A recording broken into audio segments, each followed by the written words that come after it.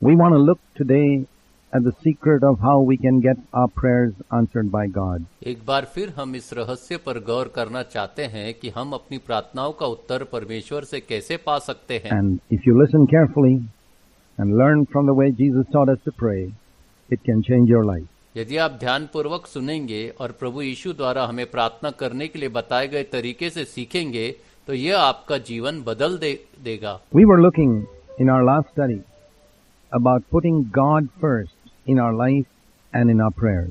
हम अपने पिछले अध्ययन में देख रहे थे कि कैसे हमें अपने जीवन में और अपनी प्रार्थना में परमेश्वर को प्रथम स्थान देना है। Once we've done that, in Matthew 6 verse 9, 10 and 11, Jesus spoke about praying our Father who art in heaven. और एक बार आपने यह कर लिया है, मत्ती 6, 9 से 11 में प्रभु यीशु ने प्रार्थना करने के बारे में कहा, हे हमारे पिता आप जो स्वर्ग में हैं। The number one burden and request and longing of my heart is that your name will be hallowed.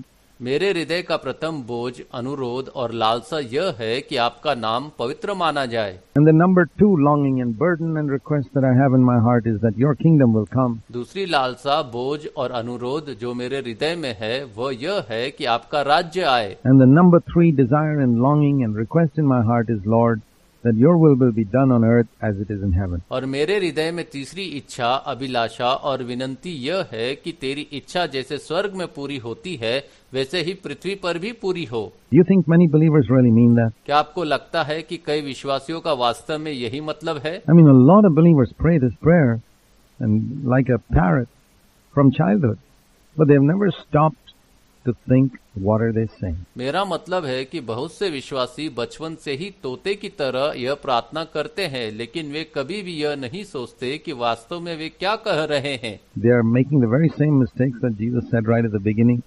Don't pray as hypocrites and don't pray with meaningless repetition. वे वही गलती कर रहे हैं जो प्रभु यीशु ने शुरुआत में ही कहा था, पाखंडियों की तरह प्रार्थना मत करो और अर्थहीन दोहराव के साथ प्रार्थना मत करो। But once we understand right what Jesus was trying to emphasize here, we'll discover that if you really begin to pray like this, you'll become a spiritual man. लेकिन एक बार जब हम ठीक से समझ जाते हैं कि प्रभु यीशु यहाँ किस बात पर जोर देना चाह रहे थे, तो हमें पता चलता है कि यदि आप वास्तव में इस तरह से प्रार्थना करना शुरू करते हैं तो आप एक आध्यात्मिक व्यक्ति बन जाते हैं। You'll really be spiritual. Think if your primary desire in your life is that God's name should be glorified. आप वास्तव में आध्यात्मिक होंगे यदि आपके जीवन की प्राथमिक इच्छा यह है कि परमेश्वर के नाम की महिमा होनी चाहिए। And that His kingdom should come on earth and His will should be done, and that is the uppermost thing in your life. उनका राज्य पृथ्वी पर आना चाहिए और उनकी इच्छा पूरी होनी चाहिए, यह आपके जीवन की सर्वोच्च बात है क्या?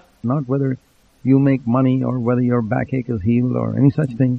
Those things are there, but they are secondary. न कि यह कि आप बहुत धन कमाए या आपकी पीठ दर्द ठीक हो जाए या ऐसी कोई चीज, वे बातें होती है लेकिन वे द्वितीय होनी चाहिए। Can you imagine what it will do to your life if you begin to pray in this way all the time, putting God's interests first and foremost?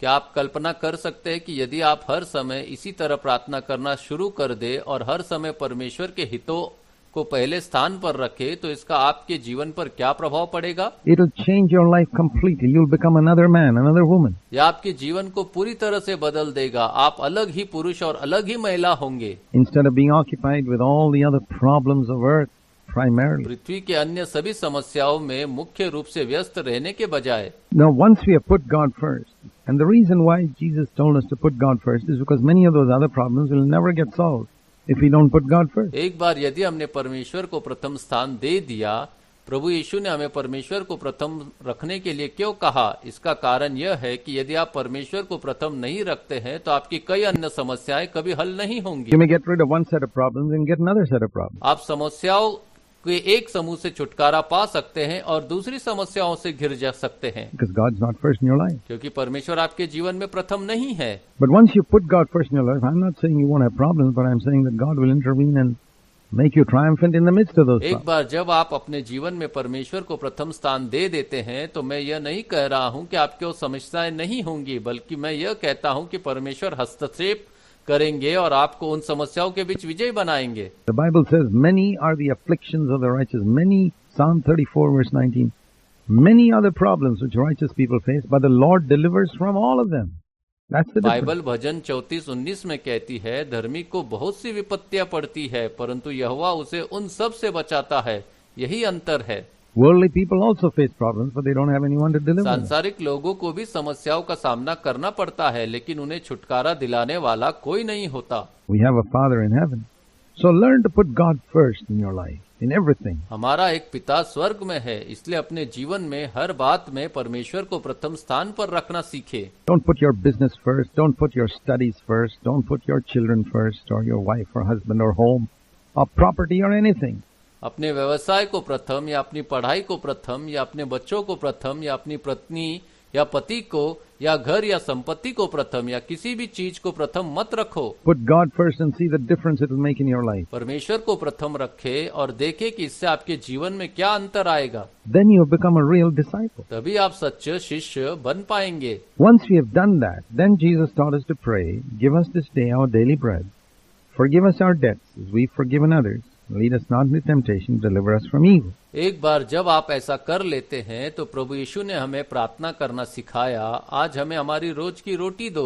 जिस तरह हमने दूसरों को माफ किया है, उसी तरह हमारे पापों को माफ कर दो, और हमें परीक्षा में न डालो, और हमें बुराई से बचाओ। Notice one word, or let's say two words, that are never found in this prayer. I and me. गौर करे, एक शब्द या कहे तो दो शब्द जो इस प्रार्थना में कहीं नहीं मिलते, वह है मैं और मुझको। We could add another one, my. हम एक और जोड़ सकते हैं जो समान है, मेरा। I, me, ये my. तीन शब्द, मैं, मुझे और मेरा, These three words which are so common in our ये language. तीन शब्द मैं, मुझे और मेरा हमारी भाषा में बहुत आम है। I, मैं a very, very important person, is one of the most important words in the English language. एक व्यक्ति के लिए बहुत महत्वपूर्ण है और अंग्रेजी भाषा के सबसे महत्वपूर्ण शब्दों में से एक है। I, me, my. It's not even mentioned in this prayer even once. इस प्रार्थना में मैं, मुझे, मेरा का एक बार भी जिक्र नहीं किया गया है। After we have sought God's name and God's kingdom and God's will first, after we have put God first in our life, जब हम परमेश्वर का नाम, परमेश्वर का राज्य और परमेश्वर की इच्छा खोज लेते हैं, यानी जब हम अपने जीवन में परमेश्वर को प्रथम स्थान देते हैं, the next thing the Lord wants to teach us is, don't think selfishly only of yourself, but think of your fellow believers.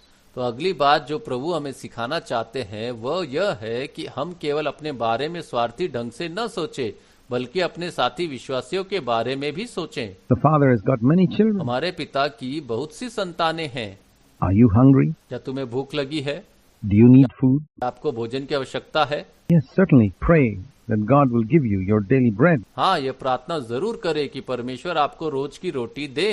But don't forget there are others of God's children also who are लेकिन hungry. यह मत भूले कि परमेश्वर के अन्य बच्चे भी भूखे हैं। You're not the only one. आप अकेले नहीं हैं। Pray for them too. उनके लिए भी प्रार्थना करें। And if you've got an abundance of food, don't forget those other children of God who don't have it. यदि आपके पास प्रचुर मात्रा में भोजन है तो परमेश्वर के उन अन्य बच्चों को मत भूलिए जिनके पास यह नहीं है। So he said, when you pray, say, give us this day our daily bread. तो उन्होंने कहा, जब तुम प्रार्थना करो तो कहो, आज हमें हमारी रोज की रोटी दे। When you pray for forgiveness, आप क्षमा के लिए प्रार्थना करते हैं, say, forgive us our sins. When you pray for deliverance, say, deliver us from evil. कहें हमारे पापों को क्षमा करे, और जब आप छुटकारे के लिए प्रार्थना करते हैं तो कहें हमें बुराई से बचाएं। So we find that the Lord was trying to deliver people not only from self-centeredness in the sense that God is not the center of their life, तो हम पाते हैं कि परमेश्वर लोगों को न केवल इस अर्थ में आत्म केंद्रितता से मुक्ति दिलाने की कोशिश कर रहे थे कि परमेश्वर उनके जीवन का केंद्र नहीं है, but also from this self-centeredness where we don't think of other people around us at all. बल्कि इस आत्म केंद्रितता से भी जहां हम अपने आसपास के अन्य लोगों के बारे में बिल्कुल भी नहीं सोचते हैं। He taught us to pray, give us, forgive us, and deliver us. तो उन्होंने हमें प्रार्थना करना सिखाया, हमें दो, हमें क्षमा करो और हमारा उद्धार करो। So in this prayer about prayer for daily bread, Jesus wasn't asking us to pray that we would have bread for a whole year or any such thing. रोज की रोटी के लिए प्रार्थना करने के बारे में इस प्रार्थना में प्रभु यीशु हमें यह प्रार्थना करने के लिए नहीं कह रहे हैं कि हमें पूरे वर्ष या ऐसी कोई बात के लिए रोटी मिले। But Lord, if you will give me just enough for today, that's fine. लेकिन परमेश्वर, अगर आप मुझे आज के लिए पर्याप्त देंगे तो यह ठीक है। Now, I'm not saying therefore you shouldn't have food for tomorrow or money for tomorrow or savings or any such अब thing. मैं यह नहीं कह रहा हूँ कि आपके पास कल के लिए भोजन या कल के लिए पैसा या बचत या ऐसी कोई चीज नहीं होनी चाहिए। That's not the point here at all. यहाँ वह बात बिल्कुल भी नहीं है। You can have savings for your need in the future or whatever it's like. There's nothing wrong with that. आप भविष्य में अपनी जरूरत के लिए या किसी भी चीज के लिए बचत कर सकते हैं, इसमें से कुछ भी गलत नहीं है। But you should be happy and satisfied if God has given you just enough for today. That's the point. लेकिन अगर परमेश्वर ने आपको आज के लिए पर्याप्त दिया है तो आप खुश और संतुष्ट होना चाहिए। बात तो यही है। That means if God has given you only food enough for today, well, praise the Lord. इसका मतलब है अगर परमेश्वर ने आपको आज के लिए पर्याप्त भोजन दिया है तो ठीक है, परमेश्वर की स्तुति करो। Thank you, Lord, for today, and you'll take care of tomorrow. आज के लिए परमेश्वर को धन्यवाद करो और वे कल का भी ख्याल रखेंगे। But if you can plan for tomorrow, go right ahead. There's nothing wrong with यदि it. आप कल के लिए योजना बना सकते हैं तो तुरंत आगे बढ़े, इसमें कुछ भी गलत नहीं है। But be thankful for what is provided and ask God for the provision of our immediate needs. लेकिन जो प्रदान किया गया है उसके लिए धन्यवादी रहे और परमेश्वर से हमारी तत्काल आवश्यकता की पूर्ति के लिए प्रार्थना करें। Lord, give us this day our daily hey bread. प्रभु, आज हमें हमारी रोज की रोटी दे। And Jesus did not teach us there to pray for luxuries. He's not asking for our daily ice cream or daily cake or any such thing. प्रभु यीशु ने हमें वहाँ विलासिता के लिए प्रार्थना करना नहीं सिखाया। वह रोज आइसक्रीम या रोज केक या ऐसी कोई चीज मांगना नहीं सिखा रहे हैं। It's just daily bread. Just that a simple meal to keep my body and soul together, to keep me in health. That's all, यह Lord. तो बस रोज की रोटी है, मेरे शरीर और आत्मा को एक साथ रखने और मुझे अच्छे स्वास्थ्य में रखने के लिए बस वह साधारण भोजन, बस इतना ही प्रभु। And just give me enough for today. That's fine. बस मुझे आज के लिए पर्याप्त दे दे, यह काफी है। There's no covetousness here. यहाँ कोई लोभ नहीं है। Jesus taught us to pray for material things when we are praying for our necessity, not for luxury. प्रभु यीशु ने हमें भौतिक चीजों के लिए प्रार्थना करना सिखाया जब हम अपनी आवश्यकता के लिए प्रार्थना कर रहे हैं, न कि विलासिता के लिए। We don't find anywhere in the New Testament any encouragement to pray to God for luxuries. हमें नए नियम में कहीं भी विलासिता के लिए परमेश्वर ने प्रार्थना करने के लिए कोई प्रोत्साहन नहीं मिलता है। But we do find here in this prayer which the Lord himself taught, is encouraging us to pray for necessity. लेकिन हम यहाँ पाते हैं इस प्रार्थना में जो प्रभु ने स्वयं सिखाई है वह हमें आवश्यकता के लिए प्रार्थना करने के लिए प्रोत्साहित कर रहे हैं। Yes, it is true that your heavenly Father knows what you need even before you ask him. हाँ, यह सच है कि आपका स्वर्गीय पिता आपके मांगने से पहले ही जानते हैं कि आपको क्या चाहिए। Doesn't the Father know that we need daily bread? क्या पिता नहीं जानते कि हमें रोज की रोटी की आवश्यकता है? He certainly does. वह निश्चित रूप से जानते हैं। Then why doesn't he give it without our asking? तो फिर वह हमारे मांगे बिना हमें क्यों नहीं देते? The reason is because he wants to have communication with us. इसका कारण यह है कि वो हमारे साथ संवाद करना चाहते हैं। And he wants us to have the joy and the privilege of answered prayer when you get your daily bread. और वो चाहते हैं कि जब आपको आपकी रोज की रोटी मिले तो हमें प्रार्थना का उत्तर पाने का आनंद और विशेष अधिकार प्राप्त हो। That's why when before we eat our meals as Christians, we always bow our head and pray and thank God for the food. यही कारण है कि भोजन करने से पहले मसीह होने के नाते हम हमेशा अपना सिर झुकाते हैं और प्रार्थना करते हैं और भोजन के लिए परमेश्वर को धन्यवाद देते हैं। And I hope all of you do that. मुझे आशा है कि आप सभी ऐसा करते हैं। I hope in your homes you don't rush into your meal without bowing your head first and praying and thanking God for the food. मुझे आशा है कि आपके घरों में आप पहले अपना सिर झुकाए बिना, प्रार्थना किए बिना और भोजन के लिए परमेश्वर को धन्यवाद दिए बिना भोजन करने में जल्दबाजी नहीं करते हैं।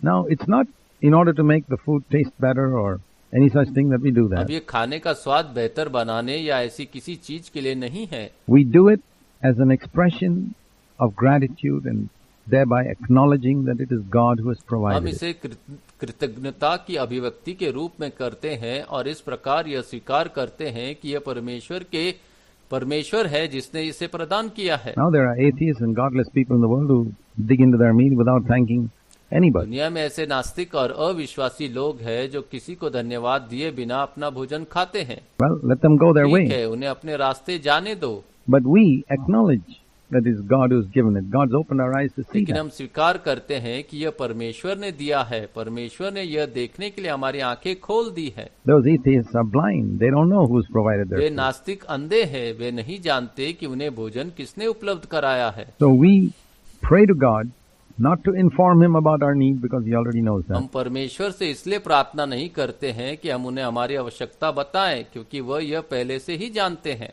But to express our dependence upon Him even for our material necessities. बल्कि हमारी भौतिक आवश्यकता के लिए भी उस पर हमारी निर्भरता व्यक्त करने के लिए। Now, this also teaches us that there's nothing wrong in praying for any material thing which we need. अब यह हमें यह भी सिखाता है कि किसी भी भौतिक वस्तु के लिए प्रार्थना करने में कुछ भी गलत नहीं है जिसकी हमें आवश्यकता है। It may be clothing.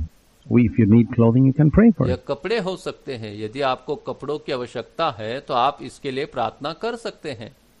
It may be a house that you need to live यह in. एक ऐसा घर हो सकता है जिसमें आपको रहने की आवश्यकता है। You can pray for आप it. इसके लिए प्रार्थना कर सकते For हैं। educational facilities, for your children. अपने बच्चों के लिए शैक्षिक सुविधाओं के लिए आप प्रार्थना कर सकते हैं। You can pray for it because you want them also to learn to earn their daily bread. आप प्रार्थना कर सकते हैं क्योंकि आप चाहते हैं कि वे भी अपनी रोजी रोटी कमाना सीखें। Well, they cannot earn their daily bread in most countries unless they have a decent education. खैर, अधिकांश देशों में वे तब तक अपनी रोजी रोटी नहीं कमा सकते जब तक कि उनके पास अच्छी शिक्षा न हो। So there's nothing wrong in praying for the education of our children as well. So all these things come in that little prayer, give us this day our daily bread. इसलिए अपने बच्चों की शिक्षा के लिए प्रार्थना करने में भी कोई बुराई नहीं है। तो ये सभी चीजें उस छोटी सी प्रार्थना में आती है, हमें आज के दिन हमारी रोज की रोटी दे। Lord, provide us with what is necessary for our life on this earth. परमेश्वर हमें वह प्रदान करे जो इस धरती पर हमारे जीवन के लिए आवश्यक है। Now it's very interesting to see that this prayer for daily bread comes immediately after Thy will be done on earth as it is in heaven. अब यह देखना बहुत दिलचस्प है कि रोज की रोटी के लिए यह प्रार्थना तेरी इच्छा जैसे स्वर्ग में पूरी होती है वैसे ही पृथ्वी पर भी पूरी हो कि तुरंत बाद आती है। So when we put the two requests side by side next to each other, we find it's something like this. इसलिए जब हम इन दोनों अनुरोधों को एक साथ रखते हैं, यानी एक दूसरे के बगल में रखते हैं, तो हम पाते हैं कि यह कुछ इस तरह है। Thy will be done. Lord, my longing is that your will be done on earth as it is done in heaven. यह मेरी इच्छा है कि आपकी इच्छा पृथ्वी पर उसी तरह पूरी हो जैसे स्वर्ग में होती है। Now, in order to do that will of yours on earth, please give me my daily bread so that I can have strength to do it. और पृथ्वी पर आपकी इच्छा पूरी होने के लिए कृपया मुझे मेरे रोज की रोटी दें ताकि मुझे ऐसा करने की शक्ति मिल सके। So you see, the reason why we ask God for material things is so that we can do His will and not our own. तो आपने देखा कि यही कारण है कि हम परमेश्वर से भौतिक चीजें मांगते हैं। ऐसा इसलिए है ताकि हम उसकी इच्छा पूरी कर सके, अपनी नहीं। That's why it's very important first to pray, Thy will be done on earth as it is in heaven, and then to come to our material needs. इसलिए सबसे पहले प्रार्थना करना बहुत महत्वपूर्ण है। आपकी इच्छा जैसे स्वर्ग में पूरी होती है वैसे ही पृथ्वी पर भी पूरी हो, और फिर अपनी भौतिक आवश्यकताओं पर ध्यान दे। The trouble with a lot of Christians, of course, is that they only pray for their material needs. निसंदेह बहुत मसीहों के साथ समस्या यह है कि वे केवल भौतिक आवश्यकताओं के लिए प्रार्थना कर रहे हैं। And there's no connection between that and doing the will of God in their lives on earth. और पृथ्वी पर अपने जीवन में परमेश्वर की इच्छा पूरी करने और उसके बीच कोई संबंध नहीं है। And so we see here the request for material needs comes there and there's nothing wrong with it. तो हम यहाँ देखते हैं कि किसी भी भौतिक चीज के लिए परमेश्वर से प्रार्थना करनी चाहिए और भौतिक चीजों के लिए प्रार्थना करना गलत नहीं है। Some people think that we shouldn't pray to God for any material thing. कुछ लोग सोचते हैं कि भौतिक वस्तुओं के लिए प्रार्थना करना गलत है That it's wrong to pray for material things. We only pray for spiritual things. It's not true. और आपको भौतिक वस्तुओं के लिए प्रार्थना नहीं करनी है बल्कि आध्यात्मिक चीजों के लिए प्रार्थना करनी चाहिए। यह सच नहीं है। It sounds very holy, but it's contrary to the teaching of Jesus, who taught us before even the prayer for forgiveness of sins and deliverance from evil, to pray for our bodily needs. ये बहुत पवित्र लगता है, लेकिन यह प्रभु यीशु की शिक्षा के विपरीत है, जिसने हमें पापों की क्षमा और बुराई से छुटकारे के लिए प्रार्थना से पहले ही अपनी शारीरिक आवश्यकताओं के लिए प्रार्थना करना सिखाया। So let's never think that this body was created by Satan. It was created by God. तो आइए हम कभी यह न सोचे कि यह शरीर शैतान द्वारा बनाया गया है, यह परमेश्वर द्वारा बनाया गया है। And when we put God first in our life, it's perfectly proper to ask God to provide all our material needs, not luxuries, but necessities. और जब हम परमेश्वर को अपने जीवन में पहले स्थान पर रखते हैं, तो परमेश्वर से हमारी सभी भौतिक आवश्यकताओं को पूरा करने के लिए प्रार्थना करना बिल्कुल उचित है, विलासिता नहीं बल्कि आवश्यकता। The Word of God says, "My God shall supply all your needs according to His riches in glory by Christ Jesus." परमेश्वर का वचन कहता है, मेरा परमेश्वर अपने धन और महिमा के अनुसार मसीह यीशु के द्वारा तुम्हारी सारी आवश्यकता पूरी करेगा।